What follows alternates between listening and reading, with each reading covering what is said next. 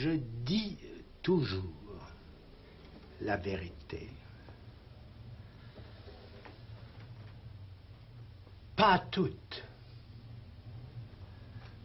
Parce que toute la dire, on n'y arrive pas. La dire toute, c'est impossible matériellement. Ce sont les mots qui y manquent. C'est même par cet impossible que la vérité touche au réel. Ici, on est à la télé. Il n'y a pas de différence entre la télévision et le public devant lequel je parle depuis longtemps, ce qu'on appelle mon séminaire. Vraiment pas de différence? Dans les deux cas, il s'agit d'un regard.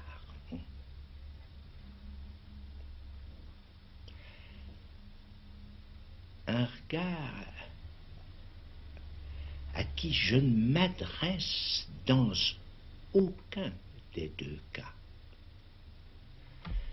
Mais au nom de quoi ce regard? Au nom de quoi je parle? Qu'on ne croit pas pour autant que je parle à la cantonade, c'est le cas de le dire.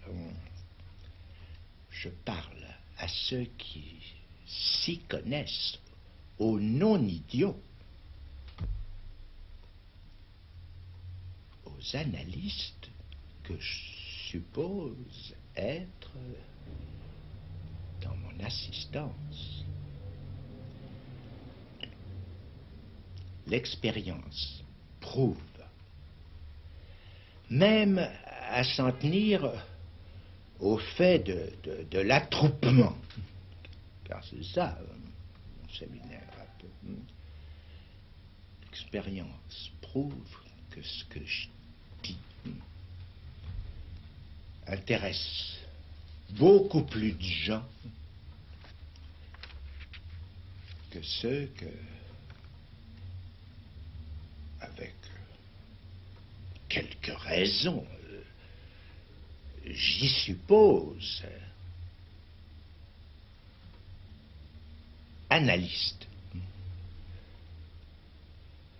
Pourquoi dès lors parlerais-je ici d'un autre ton qu'à mon séminaire?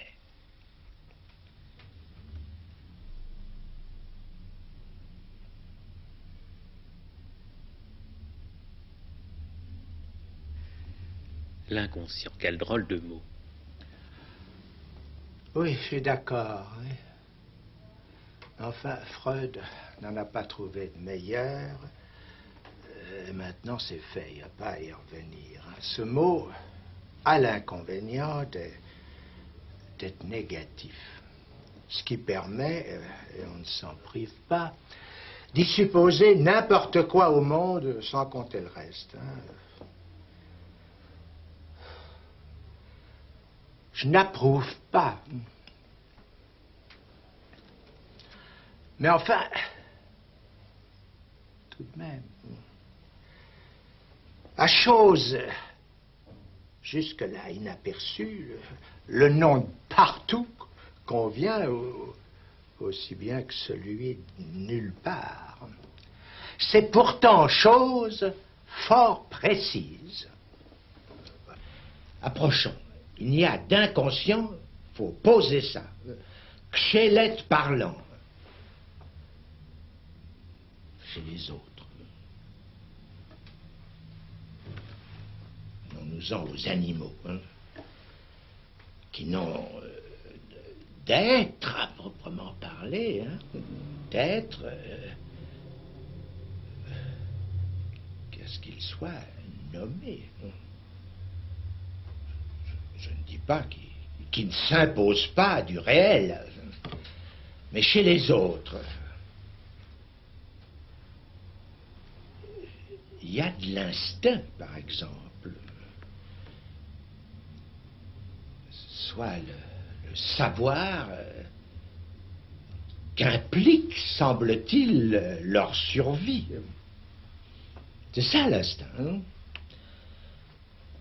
Encore, après tout, peut-on dire que ce n'est là que pour notre pensée, qui peut-être à appeler ça instinct, est inadéquate. Restent les animaux en mal d'homme. Qu'on dit pour ça domestiques. Eh bien, cela, et pour cette raison, très probablement, cela, des séismes les parcourent. Au reste, courts, qui sont rapportables à l'inconscient.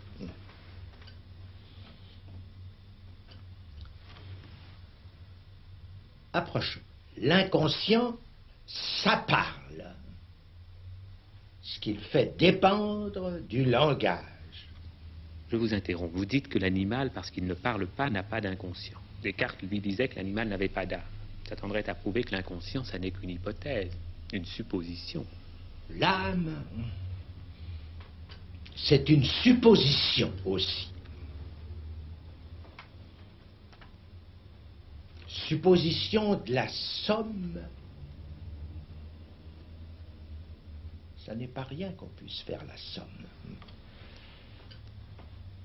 Qu'on le suppose, en tout cas.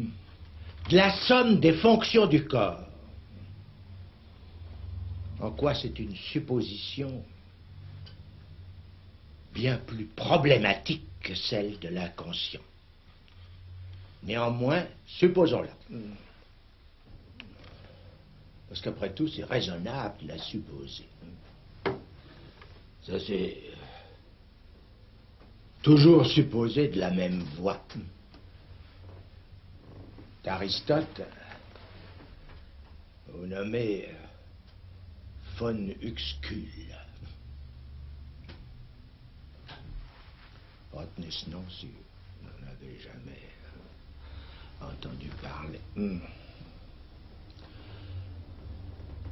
Et puis que c'est encore ce que suppose, qu'ils veuillent ou pas, les biologistes, les physiologistes.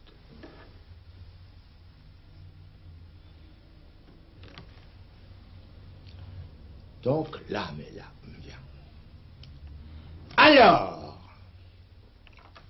je dis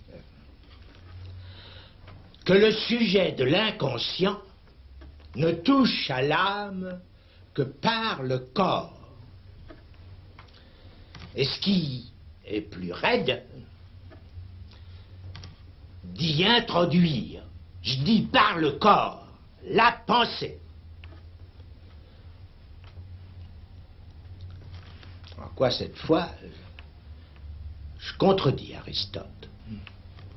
L'homme ne pense pas avec son âme, comme il l'imagine, là, le philosophe. Comme il l'imagine. Il n'y a qu'à le lire pour s'en apercevoir. L'homme pense de ce qu'une structure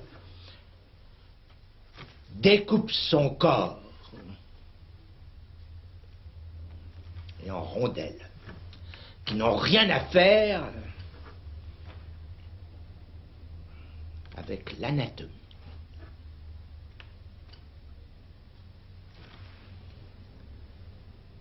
Témoin l'hystérique. Je pense que tout de même, ça dit quelque chose à quelques-uns.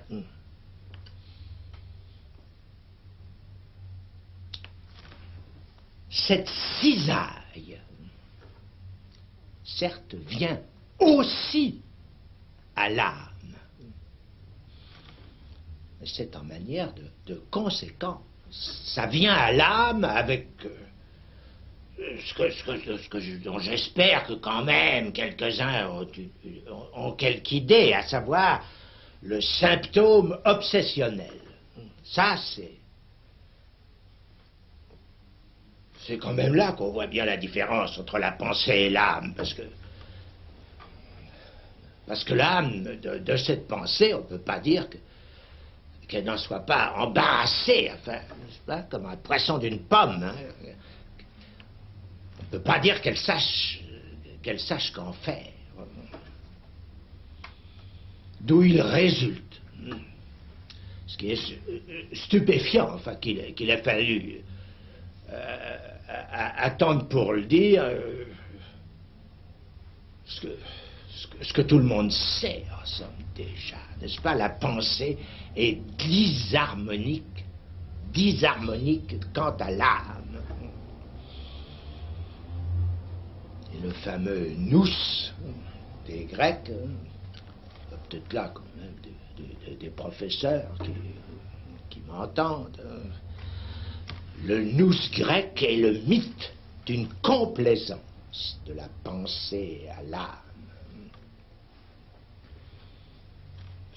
C'est bien ce qui se voit dans la théorie de la théoria que fait Aristote, n'est-ce pas? D'une complaisance qui serait conforme au monde Umwelt, pour s'exprimer comme le phonuxcule dont je vous parlais tout à l'heure, au monde dont l'âme est tenue, dans une certaine supposition de l'âme, dont l'âme est tenue pour être le reflet.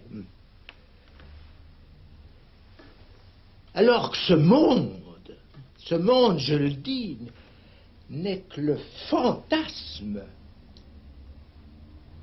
qui se soutient d'un certain type de pensée.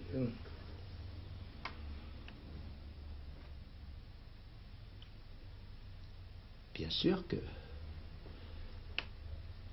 c'est une réalité.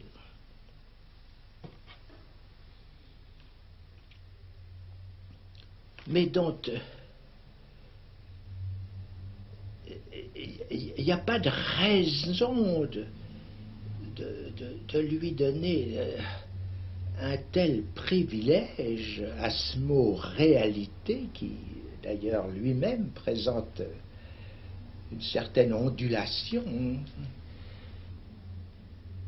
un tel privilège que nous ne puissions pas le considérer comme une grimace du réel.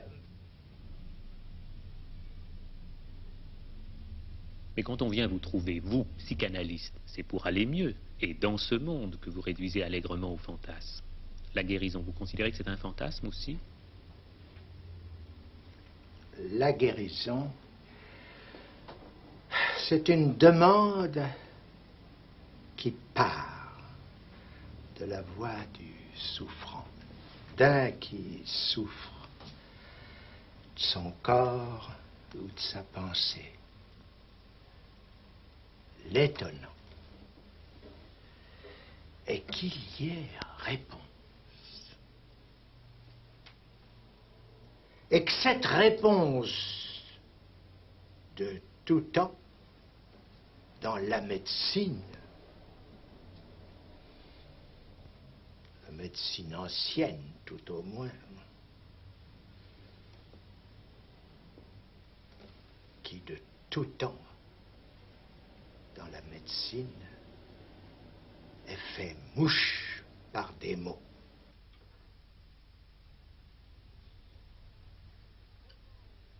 Comment était-ce avant que fût repéré l'inconscient? Ben, c'était pareil. La médecine faisait mouche. Dans une grande part de son champ, avec des mots, ce qui prouve qu'une pratique n'a pas besoin d'être éclairée pour opérer. Soit. Mais qu'est-ce qui fait alors précisément la différence de la psychanalyse et de la psychothérapie qui toutes deux agissent par des mots? C'est en effet une question à laquelle il faut répondre.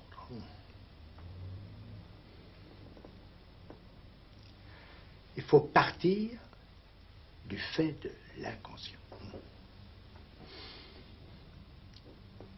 Dans la mesure où l'inconscient y est intéressé,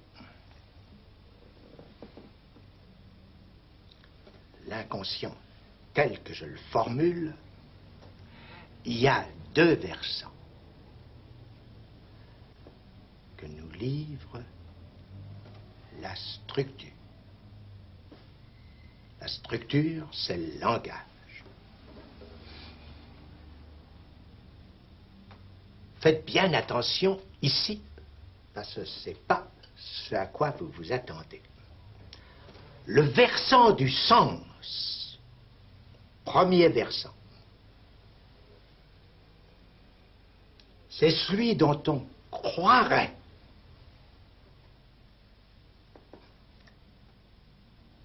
que c'est le versant de l'analyse. L'analyse qui nous déverse du sens à flot pour le bateau sexuel. Oui, il y a un ennui. C'est que ce qui frappe, c'est, et Dieu sait si Freud y a insisté, c'est que ce sens se réduise au non-sens.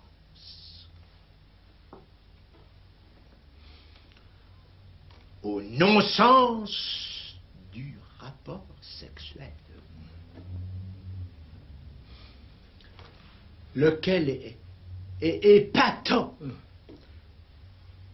et toujours dans rien d'autre que les dits de l'amour. Tout ce qui se dit là, on ne sait jamais si c'est pas du déconnage. C'en est épatant au point d'en être hurlant. C'est ce qui donne une haute idée de l'humaine pensée.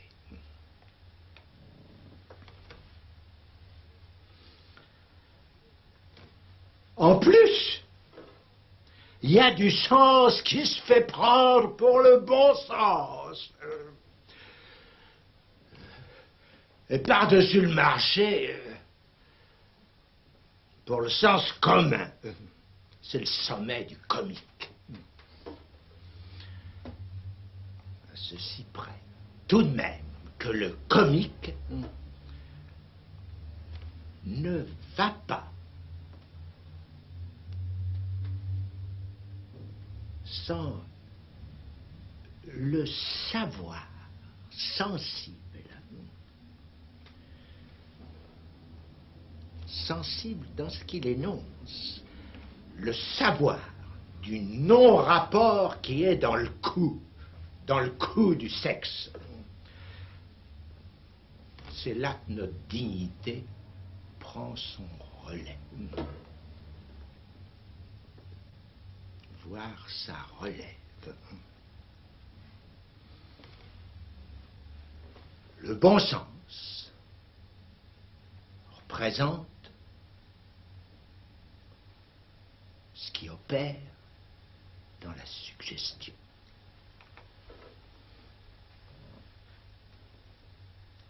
La comédie représente le rire. Est-ce à dire qu'il suffise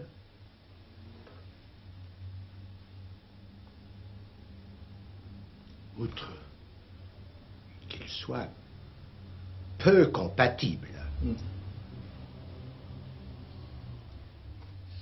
c'est là que la psychothérapie, quelle qu'elle soit, tourne court. Non qu'elle n'exerce pas quelque bien, mais temporaire, et qui ramène au pire.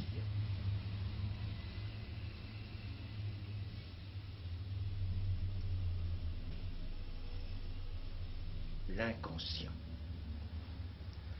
Soit quoi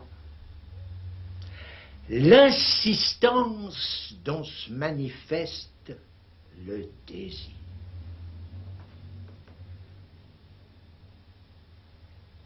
Ce qui veut dire la répétition de ce que s'y demande, de ce qui s'y demande. L'inconscient nous rappelle qu'au versant du sens, conclure, l'étude du langage oppose le versant du signe. Comment? Mais le symptôme, ce qu'on appelle tel dans l'analyse, n'a-t-il pas là tracé la voie?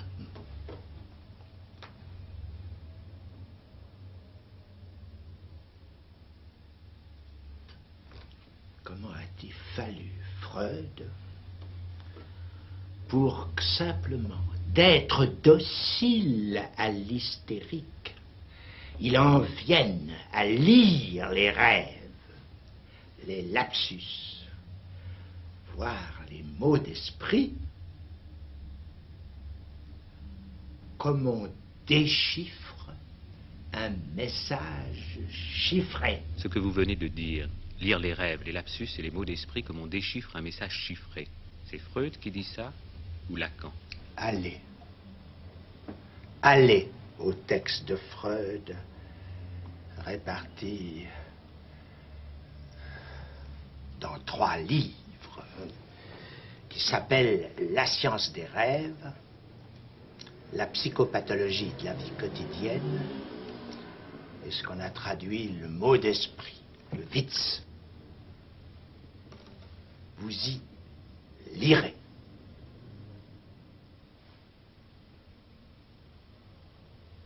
Qu'il ne s'agit de rien d'autre que d'un déchiffrage de dimensions signifiantes pures. À savoir qu'on commence toujours, parce que par le fait d'un de ces phénomènes, je parle des rêves, des lapsus, des mots d'esprit, naïvement articulés. Articuler, ça veut simplement dire verbaliser. Naïvement, verbaliser selon la logique vulgaire, l'emploi de la langue reçue. Et puis après, c'est à progresser dans un tissu d'équivoques, de métaphores, de métonymie, que Freud évoque une substance, un mythe fluidique qu'il intitule la libido. Mais ce qu'il opère réellement là, sous nos yeux fixés au texte, c'est une traduction dont se démontre que la jouissance que Freud suppose au terme de processus primaire, c'est dans les défilés logiques où il nous mène avec tant d'art qu'elle consiste. C'est ce qui permet à Freud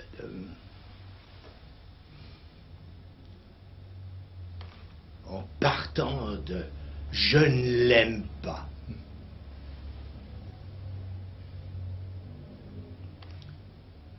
et en lui donnant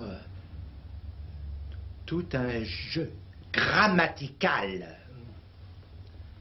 C'est pas moi qui l'aime, c'est pas moi qui l'aime. Ou bien, je l'aime pas lui, je l'aime elle. Ou bien, c'est pas lui qui m'aime. Ou bien, c'est elle qui m'aime. Ajoutez l'inversion d'aimer en haïr. Ben, c'est par là que passe Freud pour toute une répercussion qui va très loin dans la série que je viens de nommer, névrose, perversion ou psychose.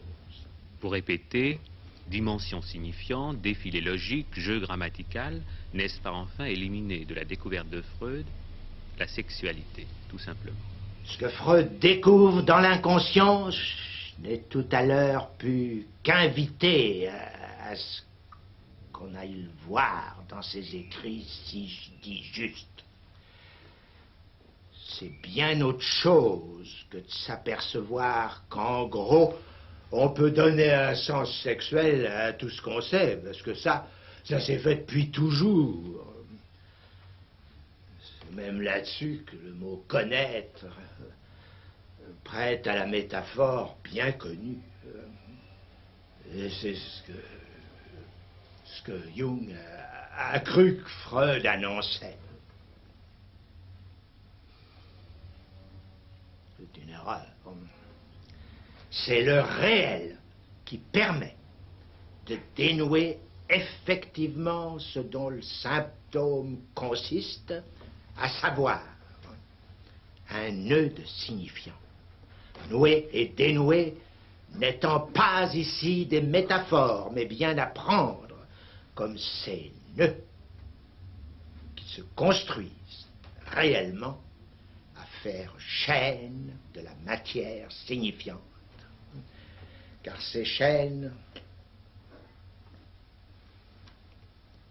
n'ont pas de sens, mais du jouissance à écrire comme vous voulez, conformément à l'équivoque qui fait la loi du signifiant. Je pense avoir donné une autre portée que ce qui traîne de confusion courante au recours qualifié qu'est la psychanalyse. Voilà.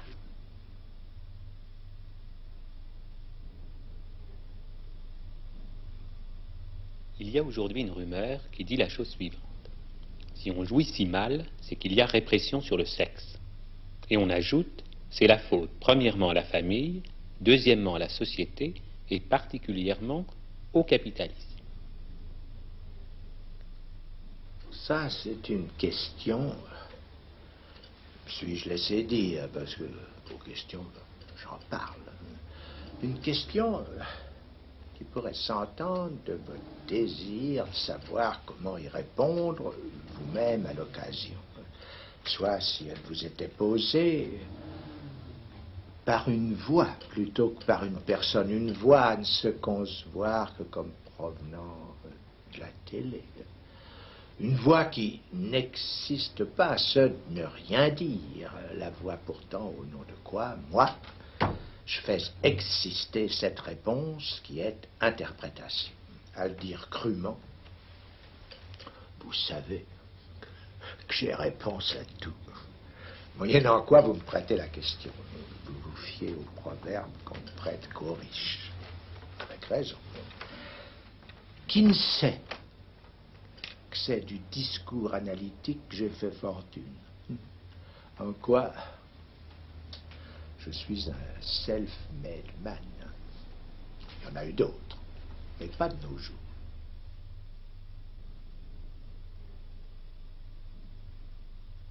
Bon, écoutez, s'il y a refoulement, c'est qu'il y a répression.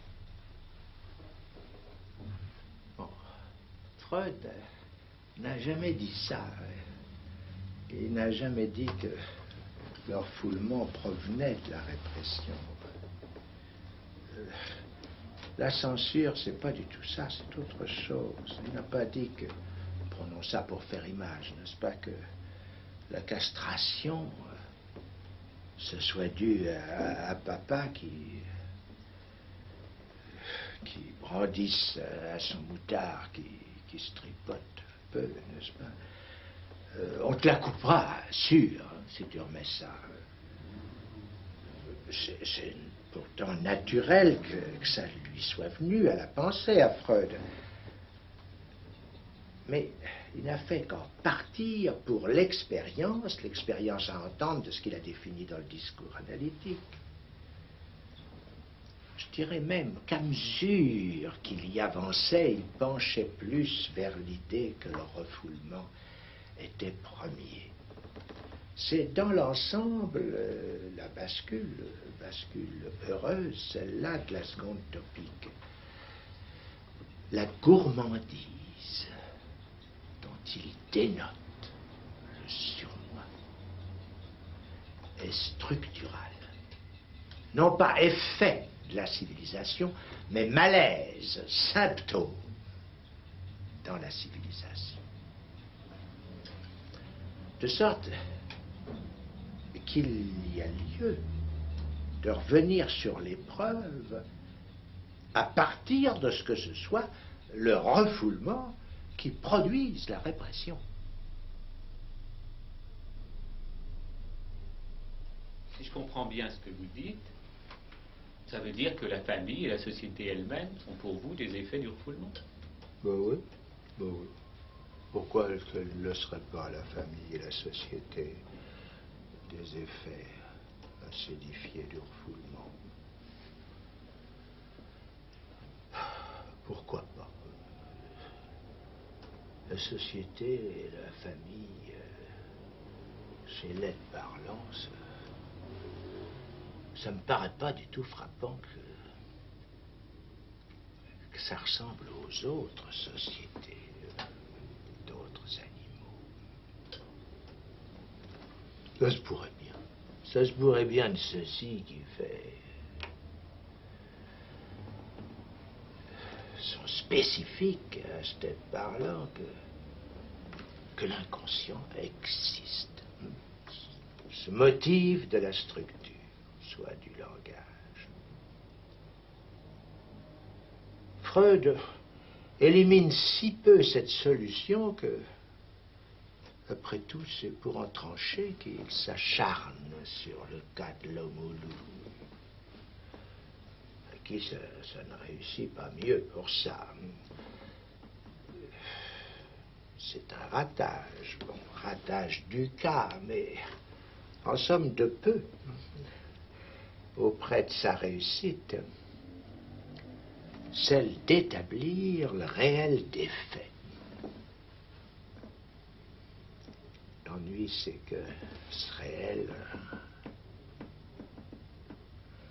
ça ne s'établit pas d'un seul cas. Et même dans ce cas, ça reste énigmatique. Oui, évidemment, faudra la poser, la question. Savoir si, après tout, cette énigme, c'est pas au discours analytique lui-même comme institution qu'il faut l'attribuer. Ça peut se concevoir. On peut aussi penser que ça peut avoir un résultat qui aille plus loin. Car si ça en reste là, bien sûr, point d'autre cours que le projet de la science pour venir à bout de la sexualité. J'ai dit projet parce que, enfin, la sexologie, c'est un fait que ça reste strictement à l'état de projet. C'est pas parce que Freud y insiste. Après tout, il s'en remettait là, ce qui se conçoit. C'était tout de même une confiance des plus gratuites, même pour lui. Ce qui en dit beaucoup sur son éthique. Écoutez, c'est vraiment pas gai tout ce que vous dites là. Il y a quand même un certain nombre qui essayent d'en sortir. Oui. Effervescence. Ou pourquoi pas le discours analytique peut n'être pas pour rien. Oui. C'est pas ça qui lèvera ce que le discours analytique, enfin, de la même veine, atteste. de ce que je peux bien appeler une malédiction. Et sur le sexe, Freud lui-même, quelque part dans le malaise de la civilisation, la pointe. Si j'ai parlé d'ennui, voire de morosité à propos de l'abord divin, l'amour, comment méconnaître que ces deux affects se dénoncent et clairement en propos et en actes chez jeunes qu'après tout, pourquoi pas, je vois pas d'inconvénient qui se vouent à des rapports sans répression. Je trouve même que c'est fort, hein, que les analystes dont en somme ils se motivent leur reposent de bouche pincée. Oui, pour répondre.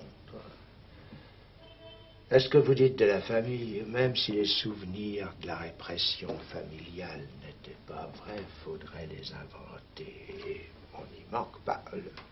C'est même ça le mythe, la tentative de donner forme épique à ce qui s'opère de la structure. L'impasse sexuelle secrète les fictions qui rationalisent l'impossible qu'elle démontre. Je ne les dis pas imaginer les fictions dont il s'agit. J'y lis comme Freud, je le souligne, l'invitation à trouver le réel qui en répond. L'ordre familial, en somme, ne fait que traduire quoi que le père n'est pas le géniteur. Et quoi encore? Que la mère reste contaminée, la femme à jamais pour le petit homme. Le reste s'ensuit. C'est pas du tout que j'apprécie le goût de l'ordre, hein, qui y a chez ce petit. N'empêche que j'en entends des échos personnellement, c'est admirable. Personnellement, j'ai horreur de l'anarchie. Voilà ce qui jacte. Comme si le propre de l'ordre, là où il y en a le moindre, c'est qu'on n'a pas à le goûter puisqu'il est établi. C'est arrivé déjà, ça, quelque part. Par bonheur, dirais-je, et cette heure, bon, tout juste à démontrer que ça y va mal, même pour l'ébauche d'une liberté. C'est le capitalisme mis en ordre. Et à partir de là, autant pour le sexe, puisqu'en effet, le capitalisme, ça, il faut le dire, c'est de là qu'il est parti de le mettre au rencard.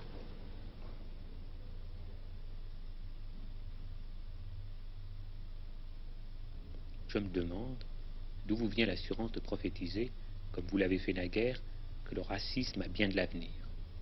Pourquoi diable dites-vous ça? Oui. Je le dis parce que ça me paraît pas drôle. Et pourtant, je n'en ai pas fait un grand état. J'ai terminé une année un séminaire là-dessus. C'est mieux de savoir, enfin, ce à quoi on peut s'attendre.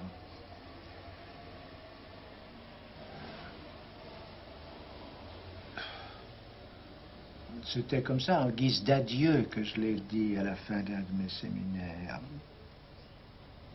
histoire que les gens soient avertis.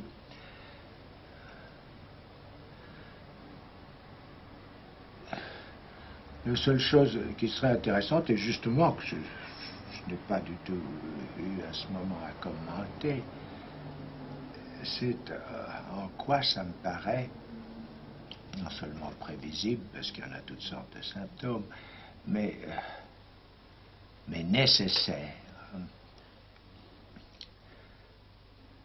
C'est nécessaire du fait de ce que j'appelle, ou ce que j'essaie de faire sentir, de l'égarement de notre jouissance.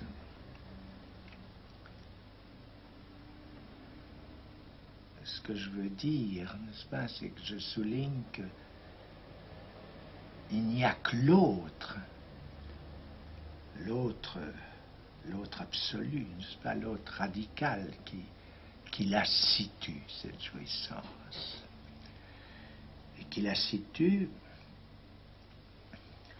en tant que, justement, de l'accentuer comme étant l'autre, ça veut dire que l'autre côté du sexe, nous en sommes séparés, n'est-ce pas? Alors, à partir du moment où on se mêle comme ça, il y a des fantasmes tout à fait inédits qui seraient pas apparus autrement, n'est-ce pas? C'est une façon de dramatiser, si on peut dire, n'est-ce pas? Cet autre qui est là de toute façon, n'est-ce pas? S'il n'y a pas de rapport sexuel, ben c'est que l'autre est d'une autre race, n'est-ce pas? Alors, si cet autre, on le laissait à son mode de jouissance, ben, la chose est déjà décidée, n'est-ce pas? On ne pourrait le faire que si depuis longtemps on ne l'avait pas imposé le nôtre. On pourrait le faire si les choses n'en étaient pas au point qu'il n'y a plus qu'à le tenir pour un sous-développé. Ce à quoi on ne manque pas, naturellement. Il s'ajoute à tout ça la précarité de notre mode à nous de jouissance. C'est ce que j'ai accentué, n'est-ce pas, de la position que j'appelle, que je désigne, de celle du plus de jouir. Ce plus de jouir, enfin, qui même s'énonce couramment, enfin, la plus-value, c'est ça. Alors sur cette base, sur la base de quelque chose qui quand même nous spécifie dans le rapport à la jouissance, spécifie ce que j'appelle notre mode, comment espérer que se poursuive cette humanitairerie, je dirais, cette humanitairerie de commande, qui après tout, il faut bien le dire, nous a servi qu'à habiller nos exactions. Voilà. Si même Dieu a à reprendre de tout ça de la force, s'il finissait par exister, parce qu'après tout, c'est pas impensable.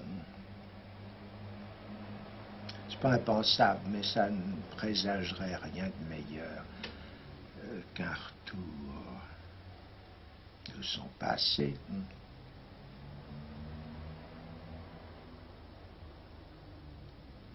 D'un passé, en fin de compte, plutôt funeste.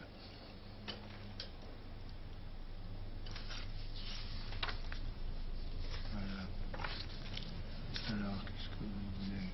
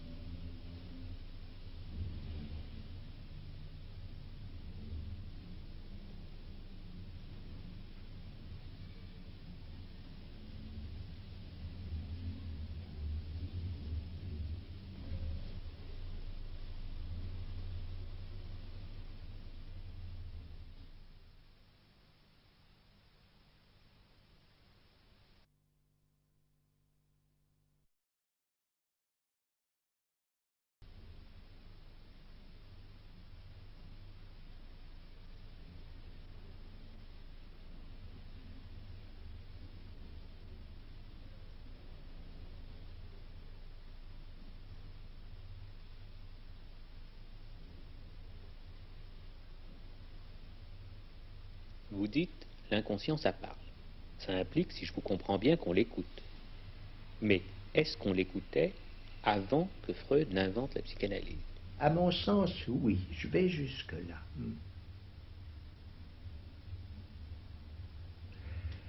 Mais il n'implique sûrement pas, sans le discours dont il existe, sans la pratique analytique pour la nommer, il n'implique pas qu'on l'évalue, comme fait Freud quelque part. Fin du chapitre sur le travail du rêve, dans la Traumdeutung, qu'on l'évalue comme savoir, qui ne pense pas, ni ne calcule, ni ne juge. Je le cite.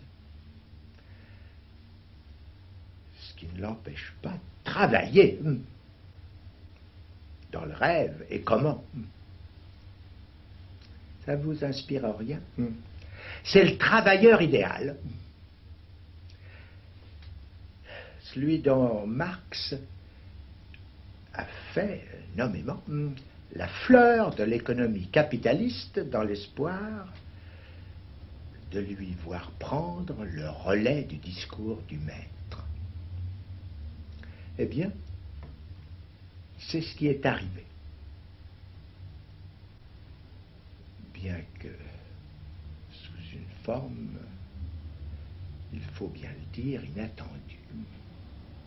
Il y a des surprises comme ça dans ces affaires de discours. C'est même là la surprise, le fait caractéristique de l'inconscient, comme un analyste l'a bien vu.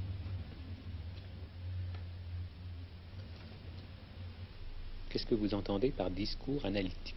Le discours que je dis analytique, c'est le lien social déterminé par la pratique d'une analyse. Et il vaut, c'est là ce que j'apporte, il vaut d'être porté à la hauteur des plus fondamentaux parmi les liens qui restent pour nous en activité.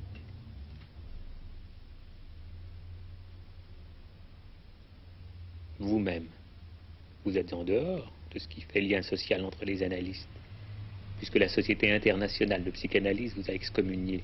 Les analystes de la société qui se qualifient d'internationale, c'est un peu fictif. L'affaire s'étant longtemps réduite à être familiale. Moi, je l'ai connue encore aux mains de la descendance directe et adoptive de Freud. Mais laissons. Il y a d'autres choses à dire. Si j'osais, je préviens qu'ici je suis juge et parti, donc partisan. Si j'osais, je dirais que c'est actuellement une société d'assistance mutuelle contre le discours analytique. La Samdka, comme ça que ça peut se dire, sacré Samdka. C'est à cause d'elle que je ne parlerai jamais sous le titre des noms du Père. Mais c'est une affaire personnelle. Ces analystes ne veulent donc rien savoir du discours qui les conditionne. Ça ne les en exclut pas pour autant.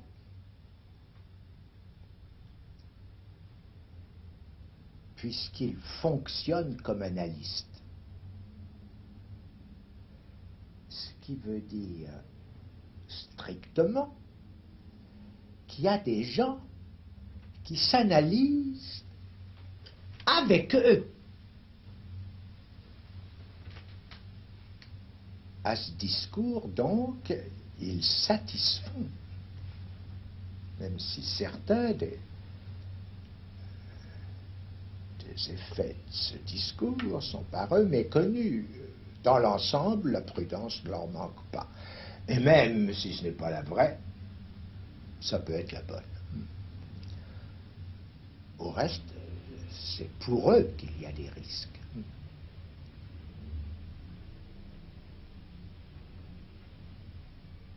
C'est très intéressant, ces histoires d'analystes.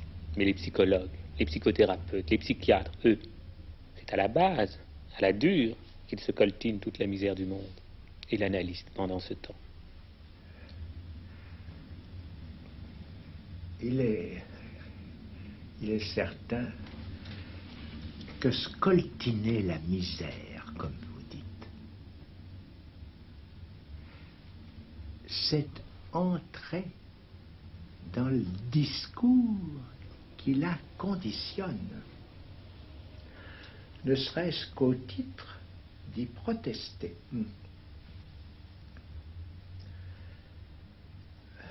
Rien que dire ceci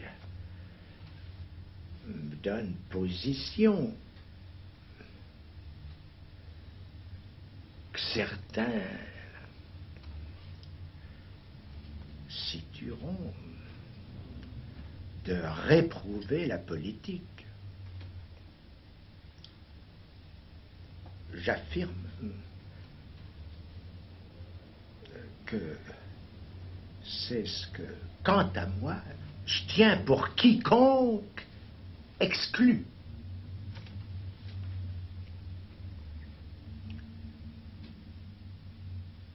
Mais revenons-y dans le fait.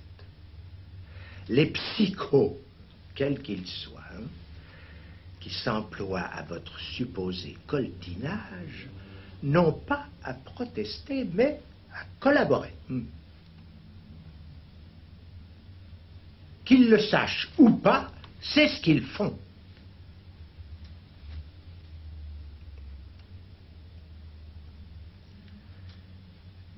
C'est bien commode. Me fais-je à moi-même rétorsion facilement. Bien commode cette idée de discours pour réduire le jugement à ce qu'il détermine.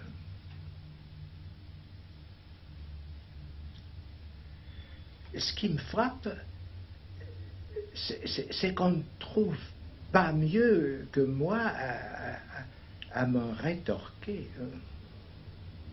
J'ai dit que c'était facile. On dit intellectualisme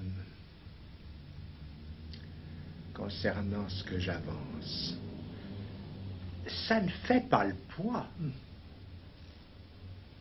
Quand il s'agit de savoir qui a raison. Ce d'autant moins qu'à rapporter cette misère au discours du capitaliste, ce que je fais aussi bien, je dénonce ce discours. J'indique seulement que je ne peux le faire sérieusement, parce qu'à le dénoncer, je le renforce, de le normer, soit de le perfectionner. Comment donc situer l'analyste à votre guise, qui ne collabore pas, mais ne proteste pas non plus? On ne saurait mieux le situer, objectivement, cet analyste, que de ce qui, dans le passé, s'est appelé être un saint. Un saint, durant sa vie, n'impose pas le respect que lui vaut parfois une auréole. Personne ne le remarque quand il suit la voie de Balthazar Gracian, celle de ne pas faire d'éclat. D'où son traducteur, il y a peut-être des gens qui ont lu ça, Amelot de Lahoussaye a cru qu'il écrivait de l'homme de cour. un saint, pour me faire comprendre, ne fait pas la charité. Plutôt se met-il à faire le déchet. Il décharite, quoi. Ce pour réaliser ce que la structure impose, à savoir permettre au sujet de l'inconscient, le prendre pour cause de son désir. C'est de l'abjection de cette cause, en effet, que le sujet en question a chance de se repérer, au moins dans la structure. C'est la condition pour qu'il se repère aussi ailleurs, si l'inconscient est bien ce que je dis.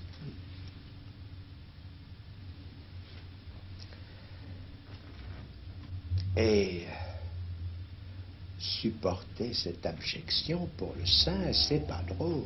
Hein? Mais j'imagine que,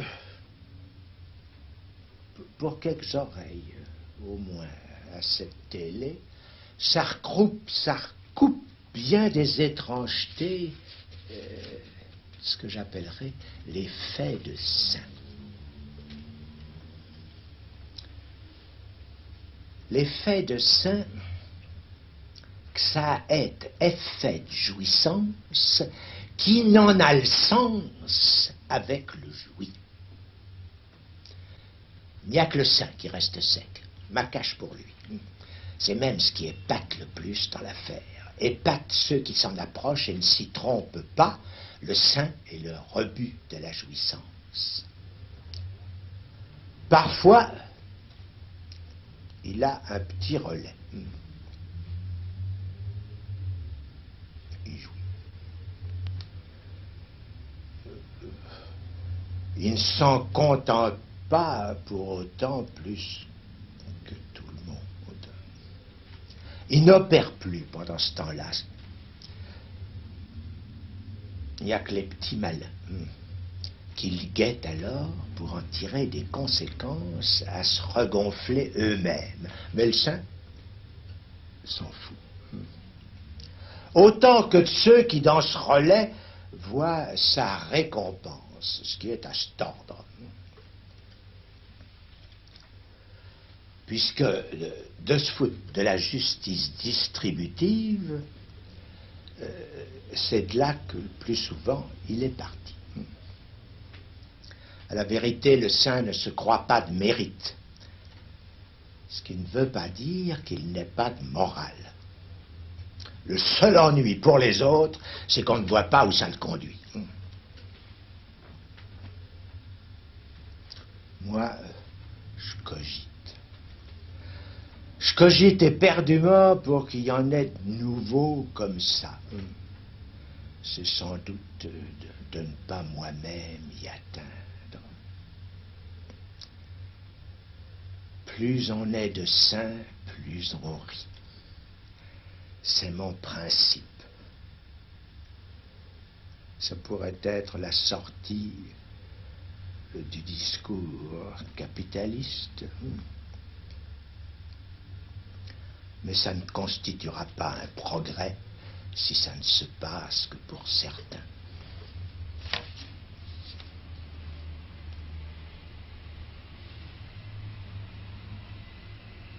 Il y a une objection qui vous est faite depuis 20 ans sous des formes diverses. Vous dites, l'inconscient, ça parle.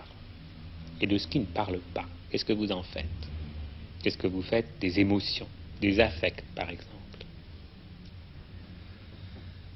Oui.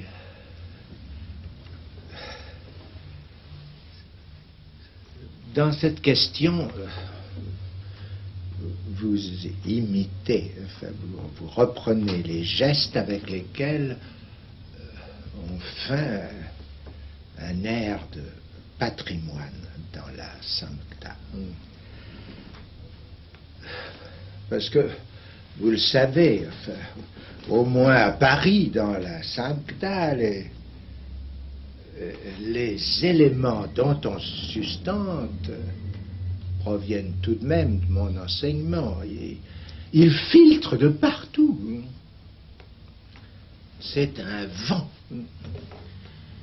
vent qui fait bise quand ça souffle trop fort. Alors, on revient aux vieux gestes, à ceux qui réchauffent. On se pelotonne en congrès. Qu'on me réponde seulement sur ce point. Un affect, ça regarde-t-il le corps? Une décharge d'adrénaline, est-ce du corps ou pas? Que ça en dérange les fonctions, c'est vrai. Mais en quoi ça vient-il de l'âme? C'est de la pensée que ça décharge. Alors, ce qui est à peser, c'est si mon idée que l'inconscient est structuré comme un langage permet de vérifier plus sérieusement l'affect que celle qui s'exprime de ce que, en somme, ce soit un remue-ménage dont se produit un meilleur arrangement, car c'est ça qu'on m'oppose. Je n'ai, pour moi, fait que restituer ce que Freud énonce dans un article de 1915 sur le refoulement, et dans d'autres qui y reviennent, c'est que l'affect est déplacé. Comment se jugerait ce déplacement si ce n'est par le sujet que suppose qu'il ne vienne là pas mieux, d'ailleurs, dans Freud, que de la représentation. C'est pas le meilleur de ce qu'il aurait pu dire. Mais ça, je l'explique de sa bande, comme pour lui l'épingler, puisqu'aussi bien, je dois reconnaître que j'ai affaire à toujours la même. Seulement, ai-je démontré, par un recours à sa correspondance avec Fliess, de l'édition, la seule qu'on ait de cette correspondance expurgée, que la dite représentation, spécialement refoulée, ce n'est rien de moins que la structure, et précisément en tant que liée au postulat du signifiant. Vous reportez pour cela à la lettre 52. Ce postulat est dans le texte écrit. L'affect, comme je le considère, c'est une interférence de l'inconscient en tant que lui-même et ce nœud de savoir que j'avance quand je dis l'inconscient est structuré comme un langage. C'est différent de se prosterner devant une palpitation de l'âme. Ce n'est pas pareil. Reconsidérer l'affect à partir de mes dires reconduit en tout cas à ce qui s'en est dit dessus. La simple résection des passions de l'âme, comme c'est le terme de saint Thomas, plus juste que ce mot vague, bien médical. La résection depuis Platon de ces passions selon le corps, tête, cœur, voire comme il dit, pour ce qui est plus bas, et curieusement d'ailleurs, épithumia, ce qui semble impliquer surcœur. Cette résection ne témoigne-t-elle pas déjà de ce qu'il faille pour leur abord en passer par le corps?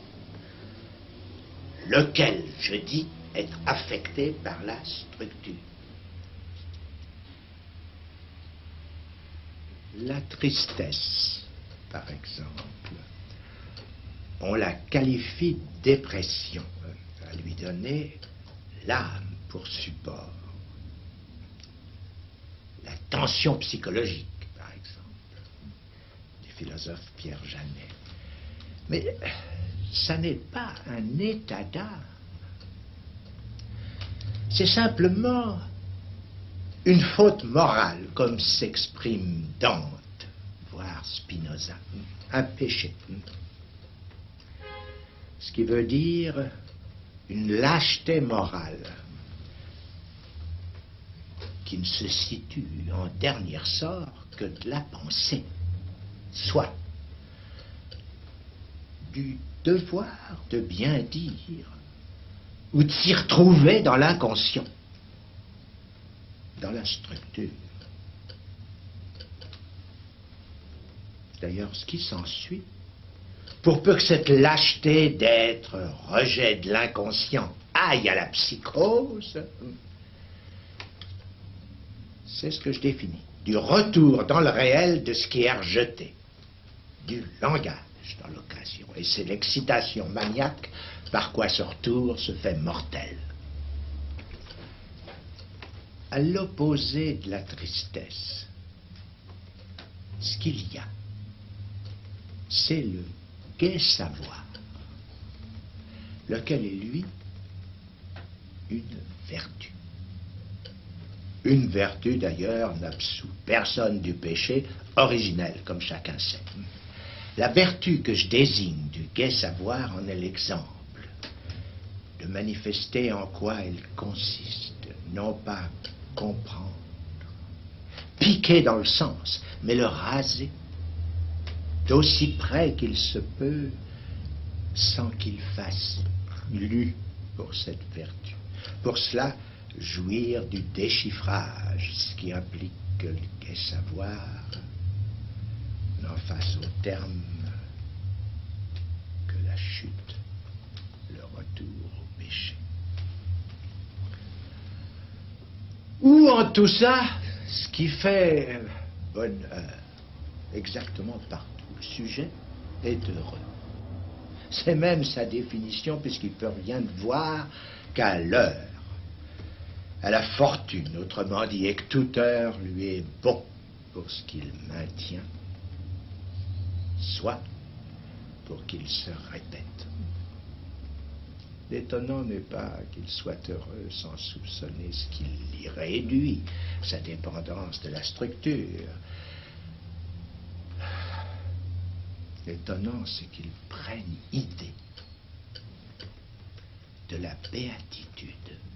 Pas pareil. Qu'il en prenne idée assez loin pour qu'il s'en sente exilé.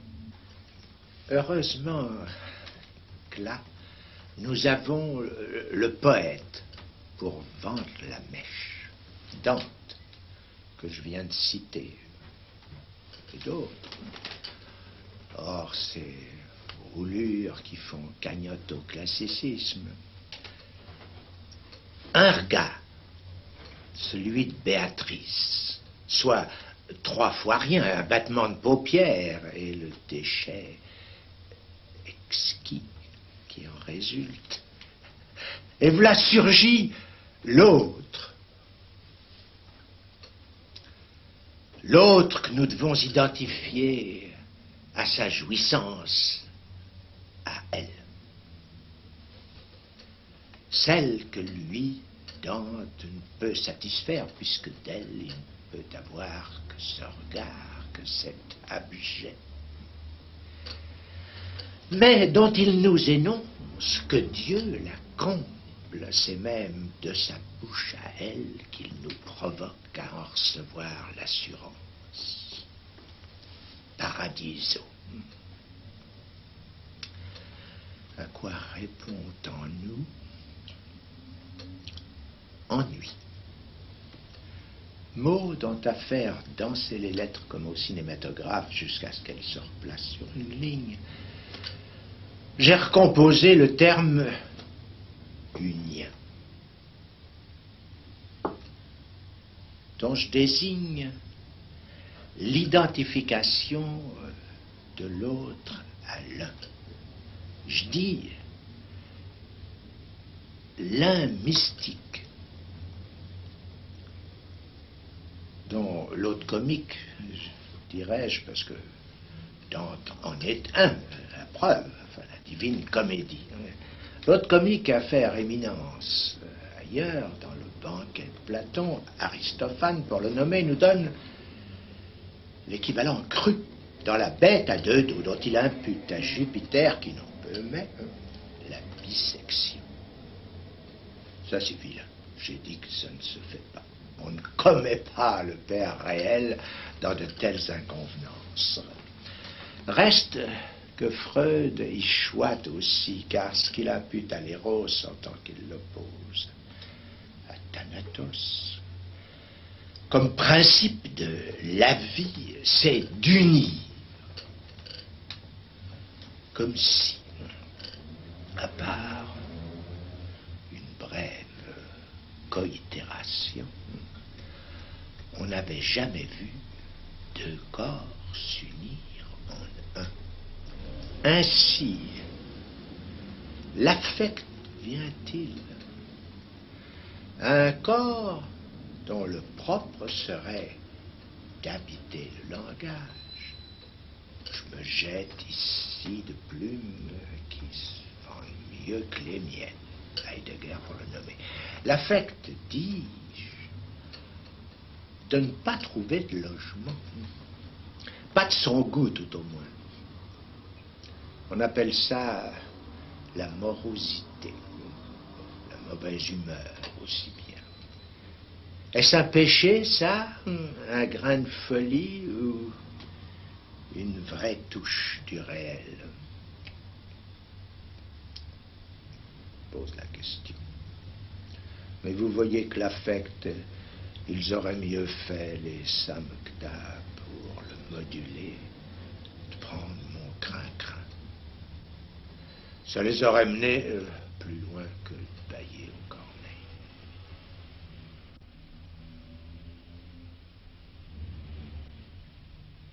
Je vous propose comme exercice de répondre aux 3 questions de Kant. Et d'abord, que puis-je savoir? Alors là, la réponse, c'est simple. C'est ce que je passe mon temps à énoncer. Rien qui n'est la structure du langage, en tout cas. Ça répète Kant. Ça ne le répète justement pas, malgré la référence à la logique, ça ne le répète qu'à ceci près qu'il y a eu la découverte des faits de l'inconscient. Le sujet de l'inconscient, lui, embraye sur le corps. Faut-il que je revienne sur ce qui se situe véritablement que d'un discours, soit ce dont l'artifice fait tout le concret. Mais c'est un concret, combien? Quoi de là peut se dire du savoir qui existe pour nous dans l'inconscient, mais qu'un discours seul articule? Quoi peut se dire dont le réel nous vienne par ce discours? Ainsi se traduit votre question dans mon contexte. C'est-à-dire qu'elle peut paraître folle. Est-ce que, oui ou non, vous pouvez enseigner ce que le discours analytique vous apprend sur le rapport des sexes? Peut-on dire, par exemple, que si l'homme veut la femme, il ne l'atteint qu'à échouer dans le champ de la perversion? C'est pourtant ce qui se formule de l'expérience instituée du discours psychanalytique. Et si ça se vérifie, est-ce enseignable à tout le monde, c'est-à-dire scientifique? Puisque la science C'est comme ça. Elle s'est frayé la voie de partir de ce postulat.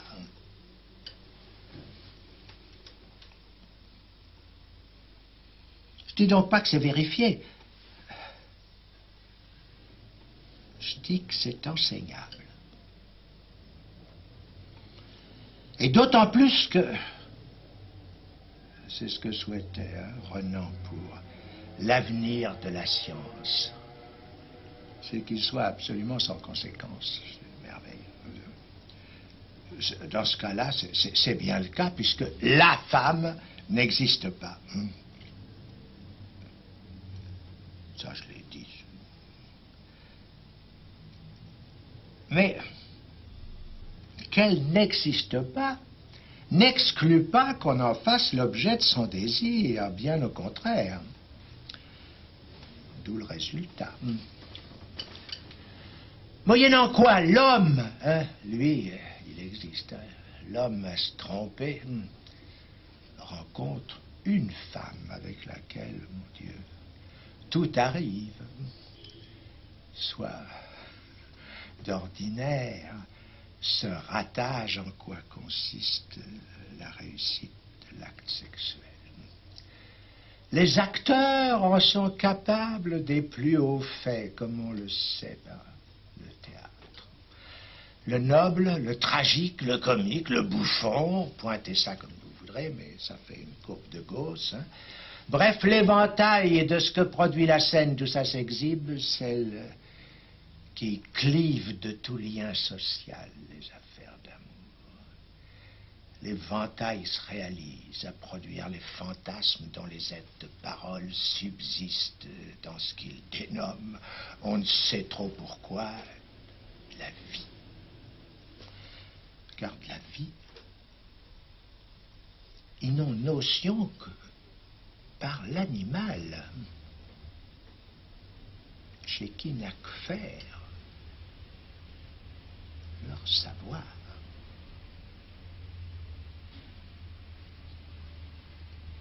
La femme n'existe pas. L'homme, lui, existe. On ne peut pas dire que ça rende la vie facile, ni que ce soit simple à comprendre. Oui. Je regrette que en effet, ça paraisse un petit peu compliqué, mais j'y peux rien. C'est pas moi qui ai fait, ni l'homme ni la femme. Enfin, un autre s'en est chargé, enfin, d'après la légende, n'est-ce pas? Bon. Alors, posons d'abord cet axiome. Non que l'homme n'existe pas, ça c'est le cas de la femme. Mais qu'une femme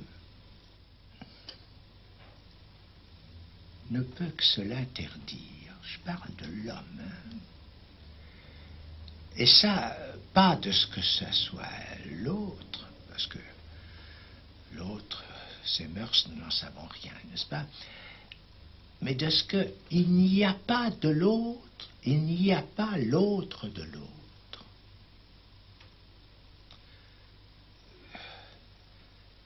Ça, c'est ce que je dis, enfin, n'est-ce pas? S'il y avait l'autre de l'autre, il y aurait une garantie. Il y aurait une garantie que ce qu'on dirait, ça serait toujours la vérité. Enfin, parce que l'autre de l'autre réagirait. Bon, il ne réagit pas. Au niveau de l'autre, ce qu'on dit passe toujours pour la vérité. Mais c'est pas sûr, voilà l'ennui. Alors, l'universel de ce qu'elle désire, n'est-ce pas? C'est ça que je veux dire quand je dis qu'elle ne rencontre l'homme que dans la psychose, n'est-ce pas? L'universel de ce qu'elle désire, c'est tout simplement de la folie. Et c'est pour ça que toutes les femmes sont folles, qu'on dit, n'est-ce pas? Mais c'est même pourquoi elles ne sont pas toutes. C'est-à-dire pas folles du tout. Et qu'elles sont plutôt arrangeantes. Elles arrangent, et fortement. C'est même au point qu'il n'y a pas de limite aux concessions que chacune fait pour un homme.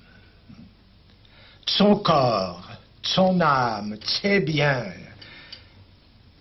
Simplement, elle en peut mais, elle en peut mais pour ces fantasmes dont il est moins facile de répondre. Elle se prête plutôt à la perversion que je tiens pour celle de l'homme. Et c'est ce qui l'a conduit à la mascarade qu'on sait, et qui n'est pas du tout le mensonge que des ingrats de coller à l'homme lui imputent. C'est l'atout hasard de se préparer pour que le fantasme de l'homme en elle trouve son heure de vérité. C'est pas excessif, puisque la vérité est femme déjà, de n'être pas toute à se dire en tout cas.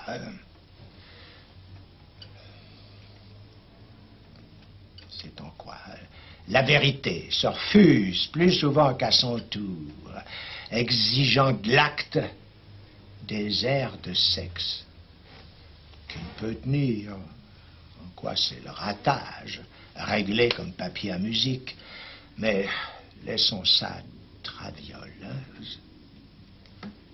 C'est bien pour la femme que n'est pas fiable l'axiome célèbre de M. Fenouillard. Et que, passé les bornes, il y a pour elle la limite, à pas oublier, ça. Par quoi, de l'amour, ce n'est pas le sens qui compte, mais bien le signe, comme ailleurs. C'est même là tout le drame. Et l'on ne dira pas qu'à traduire le discours analytique, je me dérobe en tout cas, moi qui vous parle, comme ça se fait ailleurs.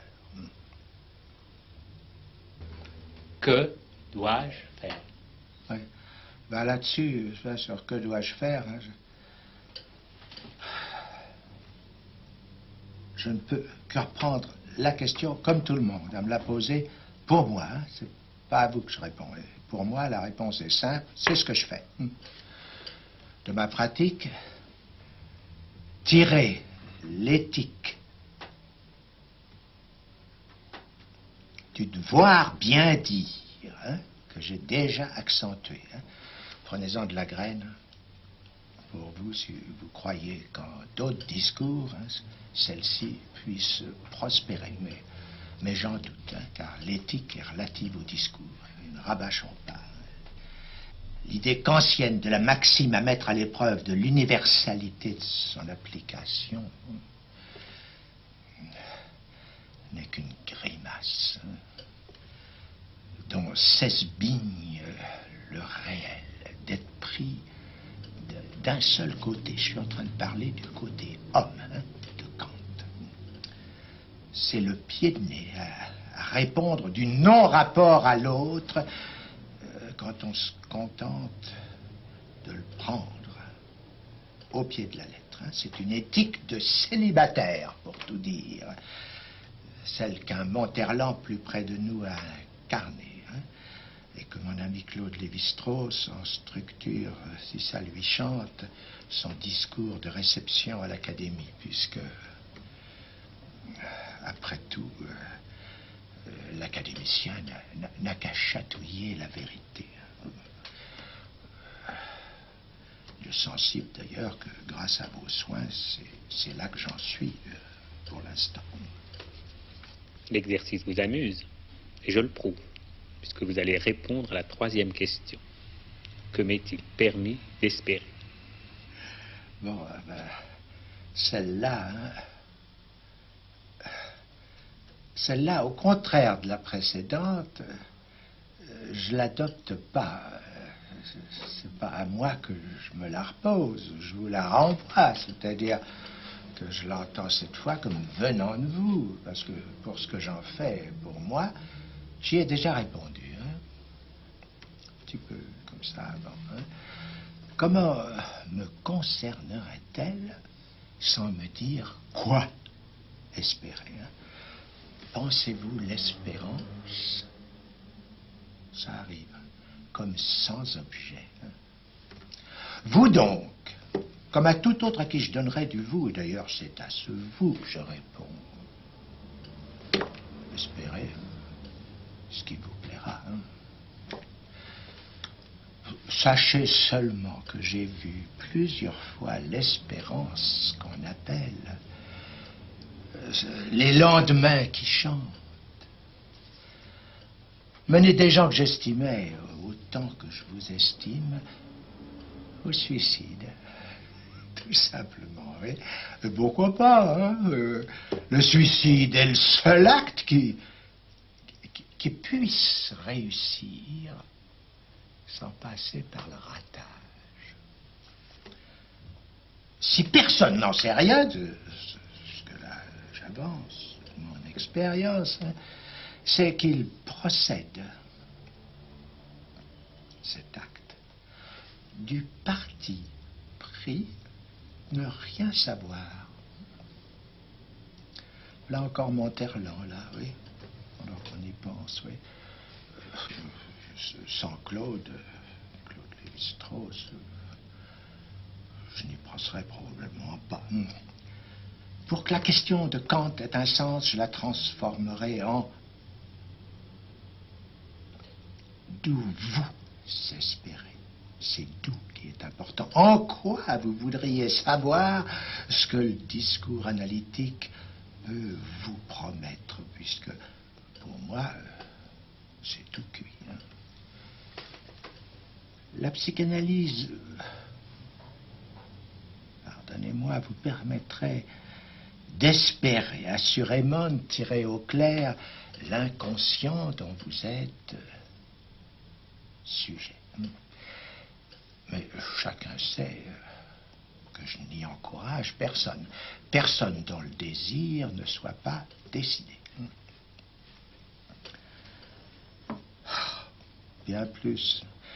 Excusez-moi de parler des vous de mauvaise compagnie. Je pense qu'il faut refuser le discours analytique aux canailles. C'est sûrement là ce que Freud déguisait d'un prétendu critérium de culture. Il faut dire que les critères d'éthique ne sont malheureusement pas plus certains. Quoi qu'il en soit, c'est d'autres discours qui jugent avant l'entrée dans l'analytique. Et si j'ose articuler que l'analyse doit se refuser aux canailles, c'est que les canailles, ça les rend bêtes. C'est certes une amélioration, hein, mais sans espoir, pour reprendre votre terme.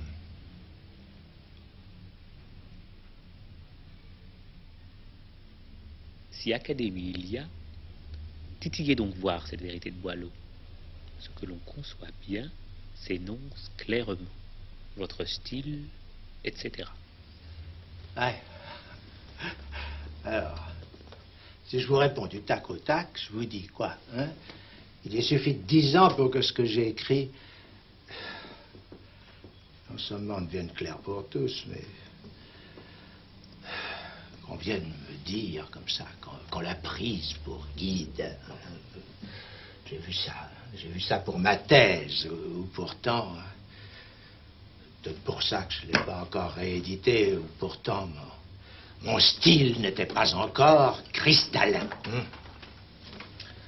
C'est un fait d'expérience. Hein? Néanmoins, pour la suite, ça serait vous renvoyer au Caland. Alors, je vous réponds. Hein? Je rétablis que ce qui s'énonce bien, l'on, cher on, l'on le conçoit clairement. Hein?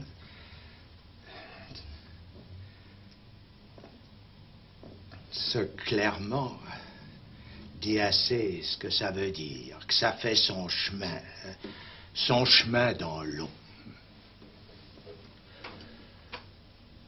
c'en est même désespérant, hein, cette promesse de succès pour la rigueur d'une éthique, de succès de vente, tout au moins. Ça nous ferait sentir le prix de la névrose, par quoi se maintient ce que Freud nous rappelle, que ce n'est pas le mal, mais le bien qui engendre, qui nourrit la culpabilité.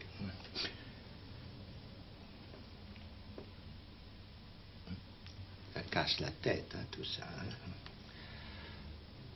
Impossible de se retrouver là-dedans sans un soupçon, au moins, de ce que veut dire la castration. Et comme ça, parenthèse, enfin, ça pourrait peut-être nous éclairer, enfin, sur l'histoire que Boileau, là-dessus, laissait courir, hein, clairement, pour qu'on s'y trompe. Je veux dire qu'on y croit, hein, cette histoire de Jard qui lui était arrivée là, dans son enfance, soi-disant.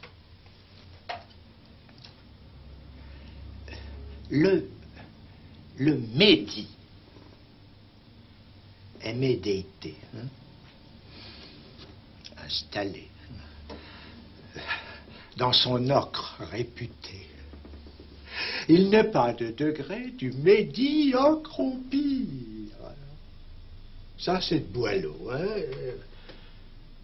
Alors, ce Médi, n'est-ce pas, que je viens de remettre en place, tout de même, j'ai peine à l'attribuer à l'auteur du vers, enfin celui que je viens de citer, du vers qui humorise si bien ce mot Médi.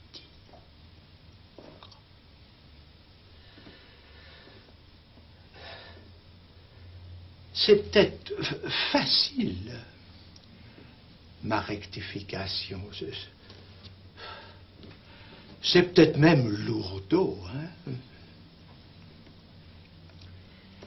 Et si ce qui se révèle là, c'est simplement ce que ça est, sphère, ce que l'on conçoit bien, etc.